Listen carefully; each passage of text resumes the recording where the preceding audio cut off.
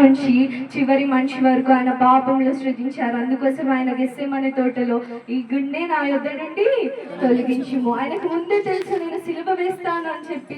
నేను ఈ లోకానికి ఎందుకు వచ్చానంటే ఆయన ఏమన్నారంటే ఈ లోకానికి వచ్చింది ఎందుకంటే సిలువ వేయడానికి. నా ప్రజలు మత్తయి సువార్త 1:21 చూస్తే అక్కడ యేసుక్రీస్తు వారు మనకి విముక్తి తేడానికి మన పాపముల నుండి రక్షించడానికి యేసుక్రీస్తు వారు ఈ భూలోకానికి వచ్చారు. ఈ భూలోకానికి వచ్చినప్పుడు ఆ సీమోను పేతురు ఉన్నప్పుడు సీమోను పేతురు దేవుడి శిష్యులతో అంటున్నారు, దేవా నేను ఇంత శ్రమను దేవా ఏమంటున్నారు, నేను సిలువ వేయబోతున్నాను, కోట్లలో తిప్పబడుతున్నాను, నన్ను 39 కొరడా దెబ్బలు కొడతారు, నన్ను సిలువ పైన అంటగొట్టబడతారు అని చెప్పి అన్నప్పుడు సీమోను పేతురు గారు ఏమన్నారంటే, దేవా మీరు సిలువ అంటున్నారు కదా, అది మీకేమవును దూరం అవును దాకా. ఏమన్నారు? దూరం అవును దాకా అని చెప్పి అన్నప్పుడు యేసుక్రీస్తు ప్రభువారు సీమోను పేతురు నేనంటే నీకు ఇంత ప్రేమ అని చెప్పి అనలేదు, కానీ ఓ సాతాను తెప్పించే మాట. ఏ మాట? సాతాను తెప్పించే మాట. ఆయన భూలోకానికి ఎందుకు వచ్చారంటే మన పాపములను కడగడానికి. ఆయనను నిన్న దినమున కోట్లలో తిప్పి ఆయనను నిద్రలేని రాత్రి యేసుప్రభు వారికి నిద్రలేని రాత్రి ఈ రోజు దినమున యేసుక్రీస్తు ప్రభు వారి 9 గంటల నుంచి 3 గంటల వరకు ఆయనను సిలువేసి అక్కడ యేసుక్రీస్తు ప్రభు వారు చివరి మాటలు మాట్లాడారు. చివరి చిట్టి మాటలు మాట్లాడారు. ఏంటి మాటలు అంటే యేసుక్రీస్తు ప్రభు వారు ఎవరైనా మనిషి చనిపోతే వాళ్ళు చివరి మాటలు వినాలి అని చెప్పి అందరికి ఉంటుందా లేదా? ఉంటుంది. ఎవరికైనా ఉంటుంది. మనకి దగ్గరికి కావాల్సిన వాళ్ళు అయ్యో వాళ్ళ చివరి మాటలు నేను వినలేదే అని చెప్పి మనం ఎంతో అనుకుంటాం. కానీ యేసుక్రీస్తు ప్రభువారి మాటలు అన్ని మాటల కన్నా గొప్ప మాటలు. ఈ 7 మాటలు ఏంటంటే ఒక జీవితాలను మార్చే మాటలు, మారు మనసు కలిగే మాటలు, తండ్రికి తనయుని కింద ప్రేమ నిదర్శనాలని ఈ 7 మాటలు. కొంతమంది భక్తులు డాక్టర్ విలియం కేరీ గారు ఏమన్నారంటే, when I'm gone, speak less about me, speak more about doctor caries saviour. అంటే నేను మరణించిన తర్వాత నా గురించి ఎక్కువ మాట్లాడకండి, కానీ యేసుక్రీస్తు ప్రభువారి గురించి ఎక్కువ మాట్లాడండి. అంతమంది భక్తులు యేసుక్రీస్తు ప్రభువారి గురించి చాలా మంది భక్తులు చెప్పారు అలాంటి చివరి మాటలు.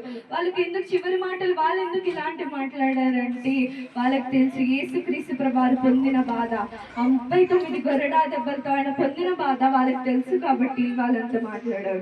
మనం చూసుకున్నట్లయితే దేవుడు మనకి ఇచ్చిన దానము కల్లా ప్రస్తుత దానముకు బైబిల్ గ్రంథంలో చేత పట్టుకొని లూకాసు సువార్త 23:46 చదువుకుందాము. లూకాసు సువార్త 23:46.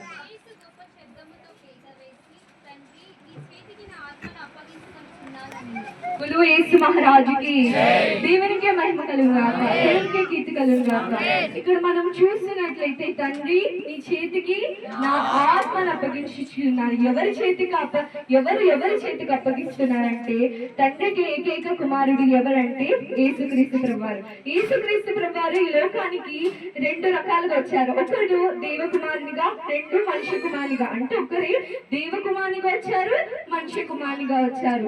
దేవకుమారునిగా వచ్చి మనిషి కుమారునిగా వచ్చి మన పాపములను ఆయన మీద వేసుకొని సిలువ పొందారు. ఇక్కడ మనం చూస్తున్నట్లయితే ప్రభువు 4వ మాటలో నన్నెందుకు చేవిడిచితివి అని చెప్పి 4వ మాటలో అన్నారు. అప్పుడు ప్రభువు ఏమనుకున్నారంటే యేసుక్రీస్తు ప్రభువారు ఎంత మాత్రమున తల్లిదండ్రులకు ఎలా ఉంటుంది, తండ్రి చేయి విడిచిపెట్టేస్తాడంటే పూర్తిగా విడిచిపెట్టినట్టు కాదు కదా. మనమైనా ఎవ్వరు మాట్లాడట్లేదు, తండ్రి ఎవరైనా చేయి విడిచిపెట్టినప్పుడు మనం ఏమనుకుంటాం, పూర్తిగా విడిచిపెట్టాడు తండ్రి, ఎప్పటికైనా మనం తండ్రితో కలిసి ఉంటామా లేదా?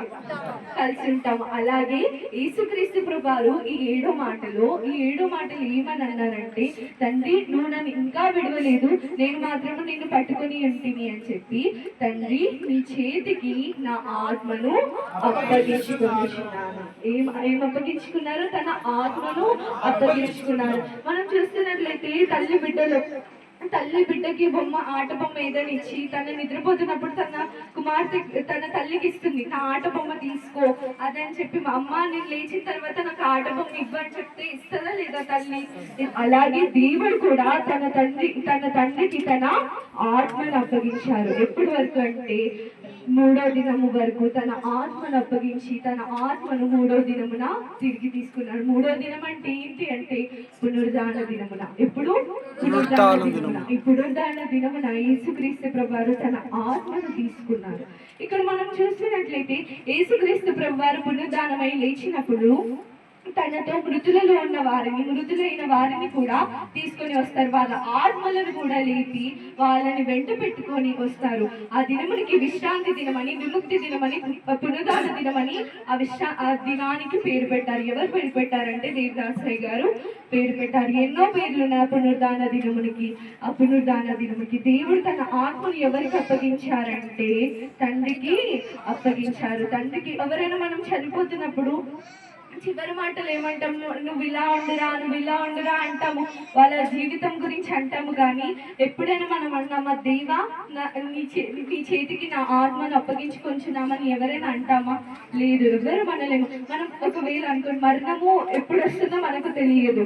మనం ఎప్పుడైనా ప్రార్థించుకున్నప్పుడు మరణం ఎప్పుడు వస్తుందో తెలియదు. కానీ మరణం ఎప్పుడు వస్తుందో తెలియదు. మనం ప్రార్థించుకున్నప్పుడు తండ్రి నీ చేతికి నా ఆత్మను అప్పగించుకొనుచున్నాను, నీ చేతికి నా ఆత్మను కొంచున్నానని చెప్పి అందరము ప్రార్థన చేయాలి. ఈ దినమునికి మంచి శుభ శుక్రవారం అనే దినముకి పస్కా దినం అని కూడా పేరు పెట్టారు.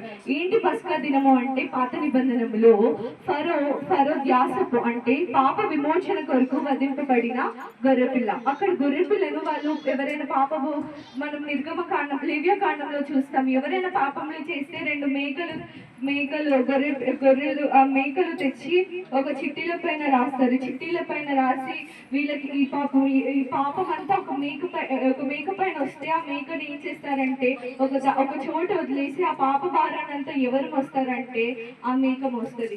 ఇక్కడ పాత నిబంధనలో గొర్రెపిల్ల ఆ ఫరో ధ్యాసపు నిమిత్తము ఆ పాత నిబంధన